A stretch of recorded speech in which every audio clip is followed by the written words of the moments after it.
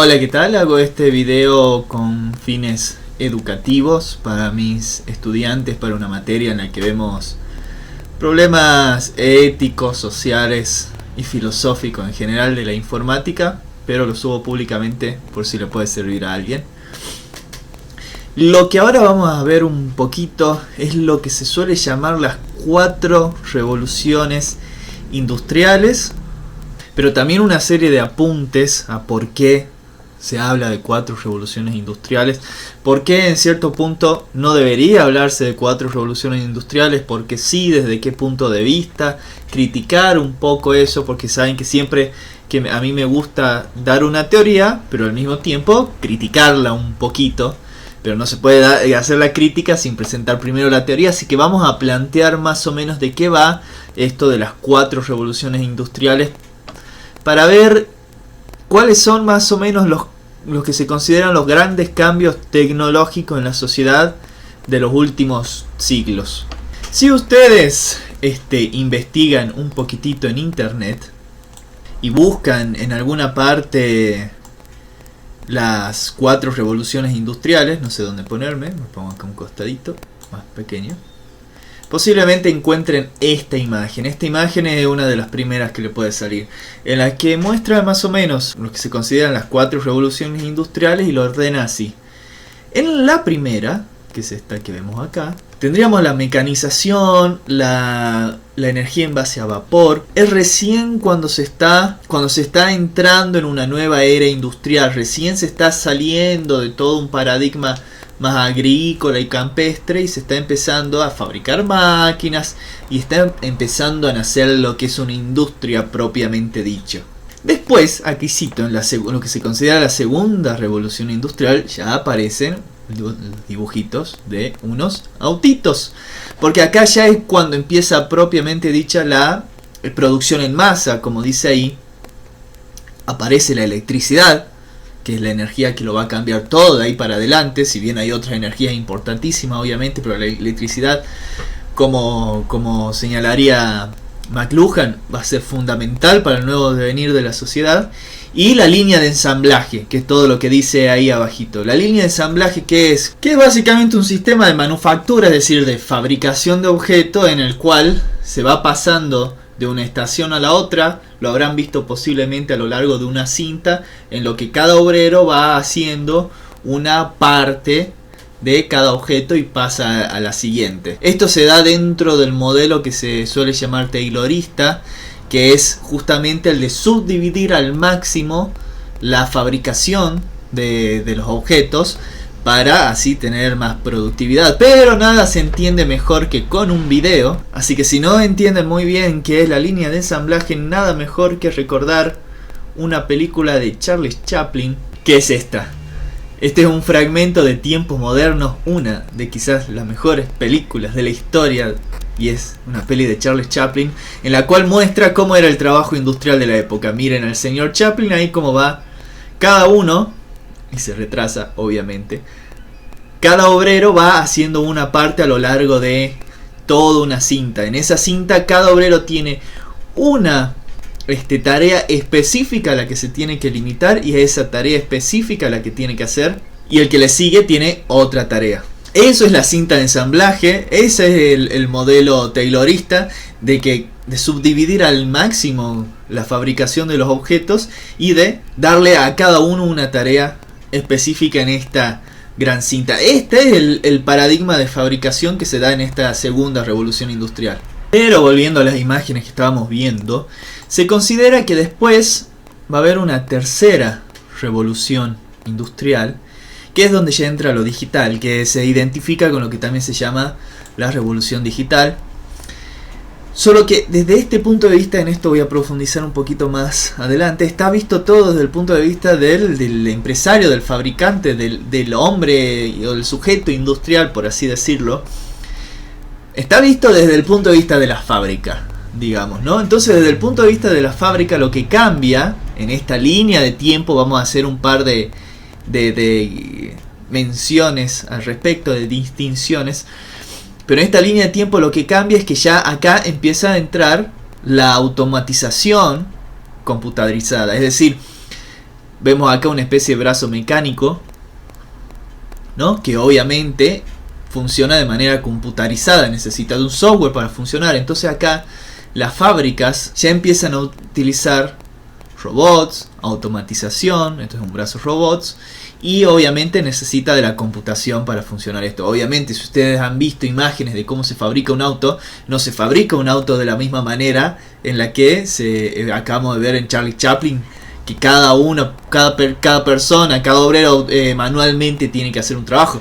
Si bien hay obreros que hacen cuestiones manuales, sabemos que la fabricación de autos está lleno de estos bracitos mecánicos, ¿no? Bien, acá encontré unas imágenes en una calidad que deja mucho que desear, pero es un video viejo, pero a propósito, busqué un video viejo, video que tiene más de 10 años, pero miren, si llegan a distinguir ahí, obviamente un auto se fabrica prácticamente entero por estos brazos mecánicos.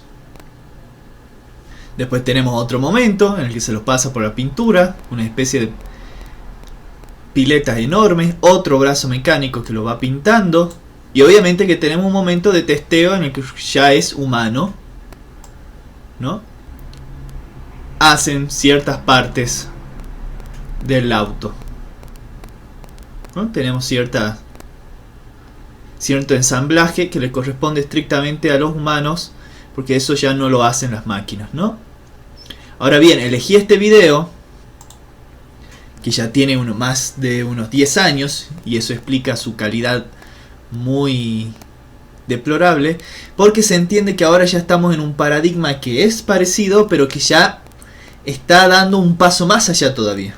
Porque estamos ya no solamente en un momento en el que se utilizan los brazos mecánicos, la automatización y la computación, sino también lo que se suele llamar sistemas ciberfísicos. Se suele hablar de sistemas ciberfísicos a sistemas mecánicos y físicos, pero que son controlados mediante inteligencia artificial y mediante algoritmos. Acá en estos teníamos brazos mecánicos que obviamente necesitan un software para hacerlos funcionar, pero acá damos un paso evolutivo más allá, en el que ya no simplemente tienen un software que los hace funcionar, o en el que no son simplemente brazos mecánicos que ejecutan órdenes, sino que también funcionan en base a inteligencia artificial. Por eso acá en el dibujito es prácticamente el mismo tipo de brazo, pero le ponen el loguito de lo que suele ser el Wi-Fi, ¿no? Porque acá ya tenemos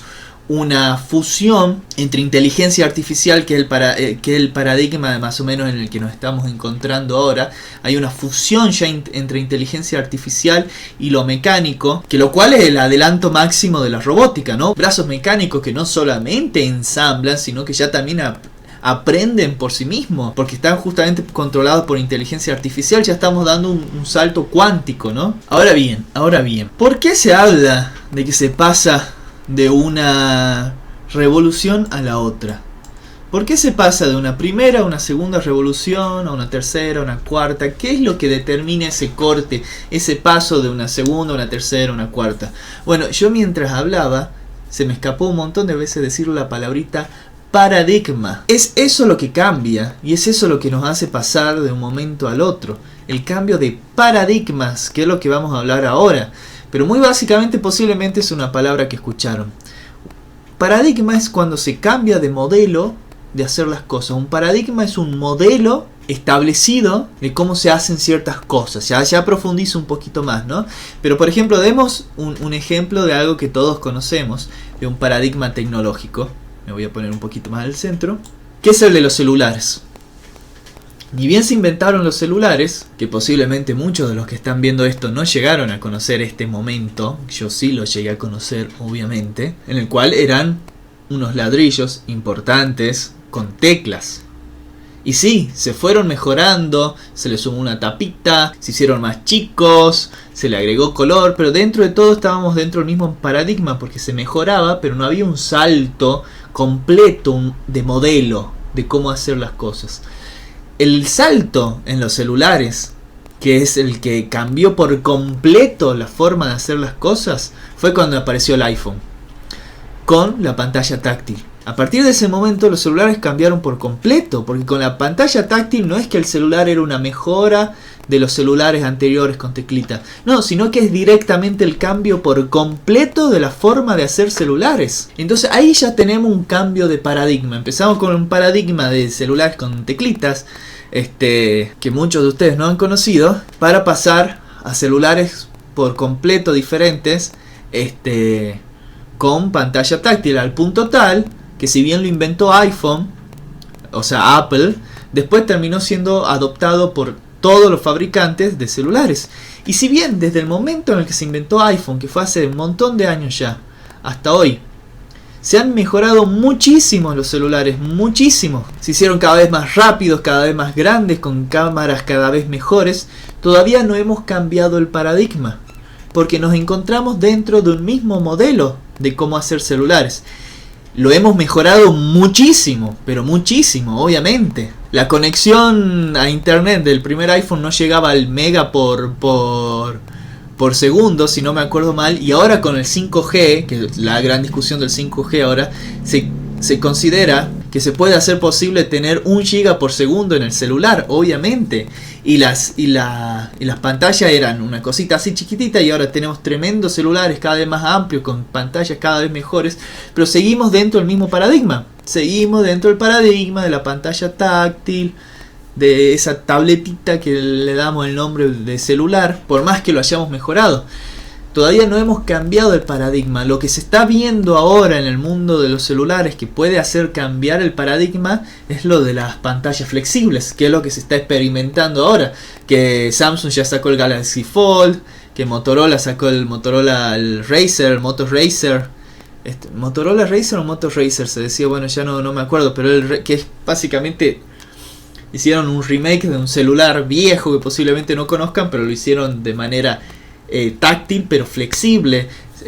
Hay imágenes de Huawei que está experimentando con lo mismo. Pareciera ser que el próximo paradigma, pero recién estamos en el momento de los prototipos, va a ser de los celulares plegables, ¿no? Que ya no tengamos que tener un celular por un lado y una tablet por el otro, sino que tengamos un mismo aparato que lo doblamos, lo damos vuelta. Eso ya sería un cambio de paradigma, ¿no? Vamos a ver cómo socialmente se produjeron esas cosas en la tecnología. Pero antes hay que dejar en claro un poquito qué se entiende por paradigma. Y siempre que se habla de paradigma, es inevitable, más inevitable que Thanos, hablar del señor Thomas Kuhn, que es un filósofo de la ciencia en realidad, pero que hizo muy famoso el concepto de paradigma para hablar de los cambios científicos, y después se utilizó lo mismo para hablar de los cambios tecnológicos. Thomas Kuhn fue un filósofo de la ciencia, como dije, que utilizó el cambio paradigma para hablar justamente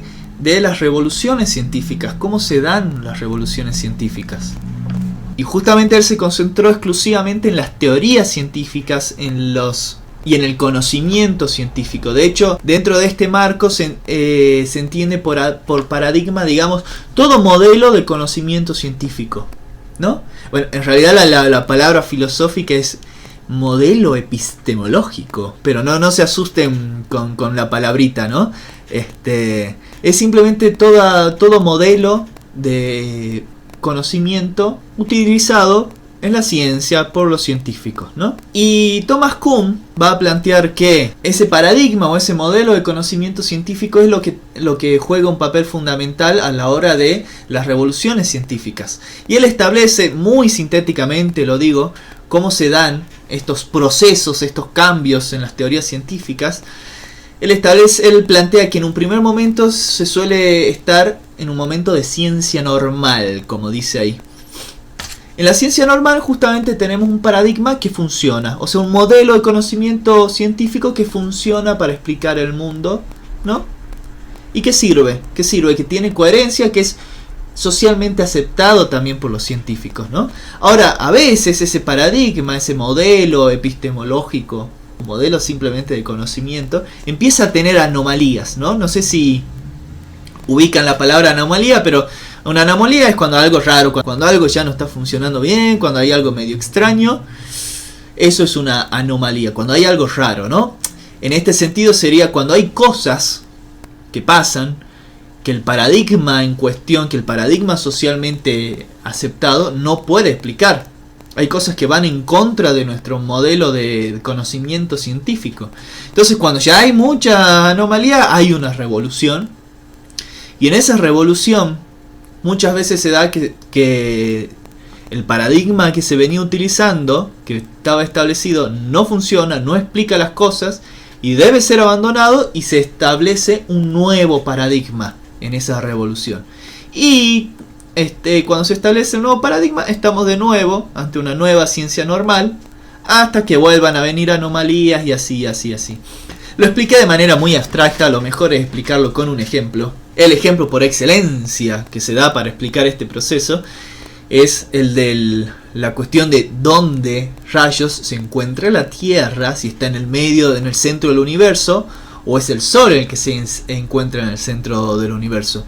Durante mucho tiempo funcionó y sirvió un paradigma tolemaico, que era el paradigma de que la Tierra estaba en el centro del universo y el Sol y el resto de los planetas giraban alrededor de la Tierra, ¿no?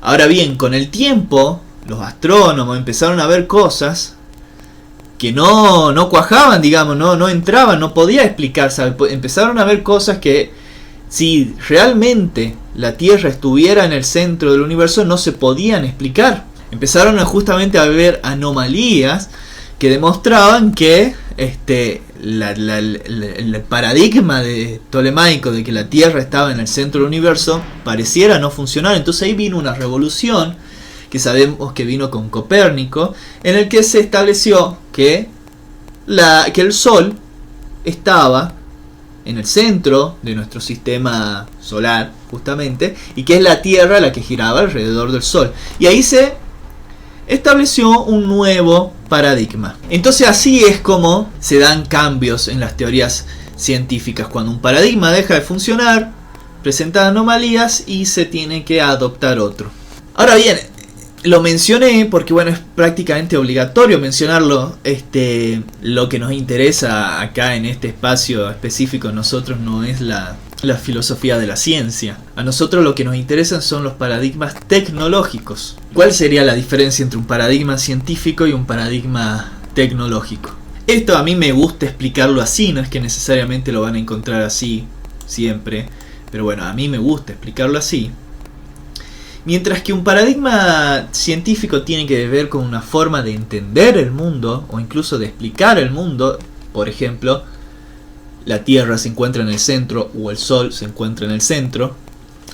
Un paradigma tecnológico ya tiene que ver con un modo de modificar el mundo. No es la misma la forma de modificar el mundo en un paradigma tecnológico agrícola, por ejemplo, de la época feudal, de la Edad Media, que la manera de modificar el mundo hoy en día, con todas las tecnologías digitales, con toda la industrialización, etcétera, etcétera, etcétera. Si la ciencia lo que busca es entender el mundo o explicar el mundo, la tecnología lo que hace es más bien modificarlo, ponerse al servicio de modificar el mundo, hablando así en términos muy generales. Ahora bien, esta distinción tan tajante entre lo que hace la ciencia y lo que hace la tecnología tiene sentido quizás para las dos primeras revoluciones industriales, o por lo menos podemos pensar que hasta ahí todavía tenía cierto sentido dividir tajantemente la tarea del científico de la del tecnólogo, la del ingeniero, la del fabricante, ¿no? Si bien están relacionadas, lo que hace un científico y lo que hace un ingeniero son cosas diferentes. Ahora bien, va a haber cierto periodo, va a haber cierto momento en la historia que ya va a tener que ver con las últimas dos revoluciones industriales, la tercera y la cuarta, en la que ya se puede hablar no tanto de ciencia en un lado y tecnología por el otro, sino de tecnociencia, esto que dice acá.